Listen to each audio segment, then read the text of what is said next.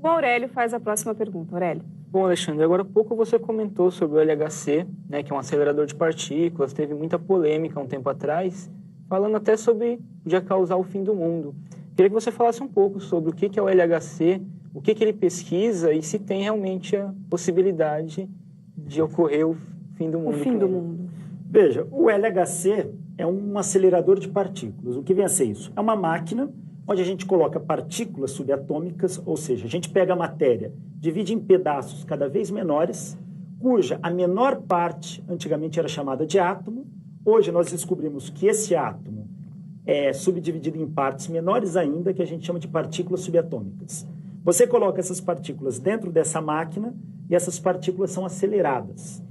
Ou seja, elas vão ganhando velocidades cada vez maior até atingirem velocidades próximas da velocidade da luz.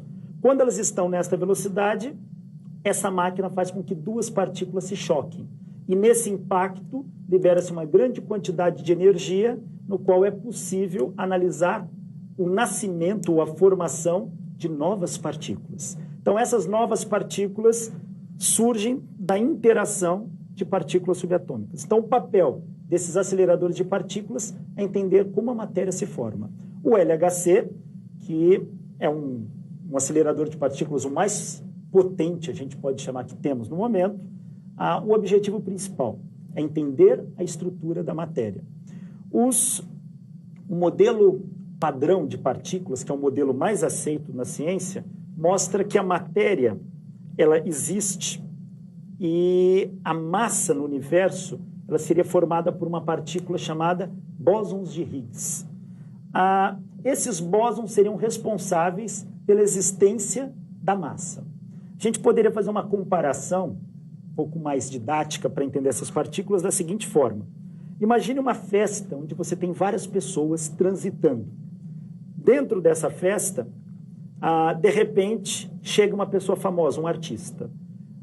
Quem estiver observando vai notar que quando esse artista entra no recinto, muitas pessoas vão querer se aproximar desse artista. Então, vão polarizar o artista, como a gente chama, acabam envolvendo. No campo das partículas subatômicas, o bóson de Higgs é esse artista. Onde ele está, outras estruturas energéticas acabam se agregando a ele, formando a massa. Então, o papel do LHC é um acelerador de partículas que, dentre muitos objetivos, um deles é até mesmo testar a existência dos bósons de Higgs.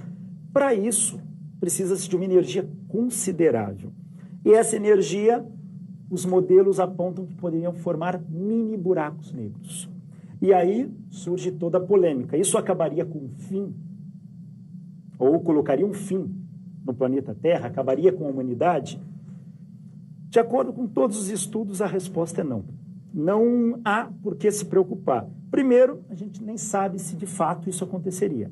E se um mini buraco negro se formasse, por ele ser muito pesado, ele cairia rapidamente em direção ao Sol e não haveria tempo de haver uma hipersucção da matéria à sua volta. Segundo, um buraco negro, ele não suga tudo que existe. Ele suga tudo que está até um limite, até uma certa distância, chamado horizonte de eventos. E um mini buraco negro seria muito pequeno. Então, essa possibilidade ela é descartada, mesmo porque o LHC é um projeto internacional, envolve bilhões de dólares, até trilhões de dólares, envolve muitos pesquisadores sérios, governos sérios. Os cientistas não seriam irresponsáveis a ponto de colocar a humanidade em risco. Então, a gente pode ficar muito tranquilo em relação a isso. Não vai acabar o mundo com o funcionamento do LHC. Muito bem, algumas perguntas aqui chegando, professor. Ele parabeniza pelo programa o Matheus Paulo Lima, da cidade de Rolim de Moura, em Rondônia. Ele gostaria de saber a sua opinião sobre a astronomia e os indícios da evolução quanto à vida em nosso planeta. O fato de a Terra estar estrategicamente posicionada teria contribuído para isso, sabendo que Marte é extremamente frio e a estrela d'alva seria quente demais para essa abundância de vida. Ele disse que é estudante e nunca encontrou explicações tão esclarecedoras como essas que o senhor está transmitindo aqui no programa. Muito bom, muito obrigado. Matheus. Matheus, veja, vida é uma questão bastante complexa. Entender como que a vida se formou no planeta Terra, a gente ainda está engatinhando nesse assunto. A humanidade, ela busca elementos para entender como, de fato, a vida surgiu no planeta Terra. Uma coisa é fato. Nós, todos os seres vivos, são seres fotônicos. O que significa isso? Nós dependemos da luz, de maneira direta ou indireta. Os animais são praticamente dependentes dos vegetais. Os vegetais dependem da luz, portanto, os animais dependem da luz. Se o sol apagar, os vegetais morrem, os animais morrem, a vida acaba. Neste contexto, o papel da estrela na qual o planeta orbita é fundamental. Então, para que a vida possa surgir e evoluir, nós temos que ter uma estrela e um planeta com condições adequadas que permitem a evolução da vida. No caso do planeta Terra, ele é o terceiro planeta em distância a partir do Sol. O Sol, uma estrela amarela com uma temperatura de 6.000 graus Celsius. A Terra não é um planeta muito grande, tem uma gravidade baixa comparada aos planetas gigantes como Júpiter e Saturno. Só que a Terra realmente está numa posição que aqui a gente consegue encontrar água nos 3 estados líquidos. Uma coisa importante, a vida que a gente conhece, ela é dependente da água. Mas não significa que vida tem que ser exclusivamente dependente da água. Todos os seres vivos no planeta Terra dependem disso. E essa posição que a Terra ocupa, a gente chama de ecosfera útil. Se a Terra estivesse um pouco mais próxima do Sol, talvez a temperatura seria quente o bastante para vaporizar toda a água do planeta Terra. E aí seria difícil a vida, nos padrões biológicos, como a gente conhece, evoluir.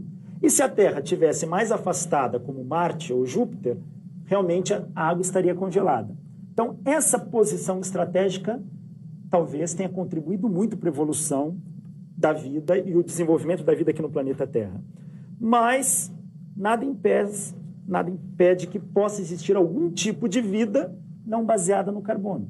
E aí a gente precisaria descobrir quais são os parâmetros físico-químicos que levariam um conjunto de moléculas a evoluir. Isso é uma especulação, nós não temos essa resposta. A resposta tal qual a gente conhece a vida nos padrões que a biologia define, precisa de uma ecosfera útil. Uma ecosfera útil são condições muito parecidas com a da Terra. Então, uma posição planetária onde a água possa coexistir nos 3 estados. É assim que a vida vai ter condições de evoluir. Bom, é um assunto tão interessante que vai ser necessário um outro programa e vai ficar o convite para o senhor voltar a uma próxima oportunidade, porque muitas perguntas chegaram aqui e infelizmente não vai dar tempo do senhor responder, porque o nosso programa está chegando ao fim. Eu quero pedir, professor, para o senhor deixar o contato do SIC, como que as pessoas fazem para visitar, um site, como que funciona todo esse agendamento. Veja, o SIC, ele funciona de quarta a domingo, quarta e sexta-feira, das 8 da manhã às 5 da tarde, de quinta, da 1 da tarde às 10 da noite, com observações astronômicas, sábados e domingos, da 1 da tarde às 7 horas da noite. Nós temos uma média de 2 sessões de planetário por dia, nós temos todos os espaços ali interativos, onde o público pode visitar, pode mexer. Um lema do SIC é proibido não mexer. Então, lá todos os equipamentos são interativos, a informação é uma informação de qualidade, é um espaço atraente, então todo público está convidado. Para ter contato com o SIC, o nosso telefone é 017 3232 9426 e o site é www.centrodeciencias.org.br. Eu quero agradecer muito também a presença do físico Aurélio Zanelato. Aurélio, muito obrigado pela sua presença. Eu que agradeço. E também a presença da jornalista Andréia Mello. Andréia, obrigada por ter aceito o nosso convite e participar da tribuna. Eu também que agradeço, gostei muito, achei que hoje... aprendi muito, achei as colocações do professor, assim, magníficas, com certeza muito esclarecedor, um programa ótimo e realmente merece mais um. Bom, eu também agradeço a presença do professor, já fico ao próximo convite. Muito obrigada, professor, pela sua presença. Muito obrigado. Eu agradeço em meu nome, em nome do Centro Integrado de Ciência e Cultura, e Finalizando, já que nós começamos falando de vida fora da Terra, eu gostaria de deixar uma frase do físico e astrônomo Carl Sagan, no qual ele afirma que se a Terra é o único planeta habitado do universo, isto seria um tremendo desperdício de espaço. Muito obrigado. Nós é que agradecemos e a você de casa, muito obrigado pela participação, pela audiência. A Tribuna Independente de hoje termina aqui. Rede Vida de Televisão, o canal da família.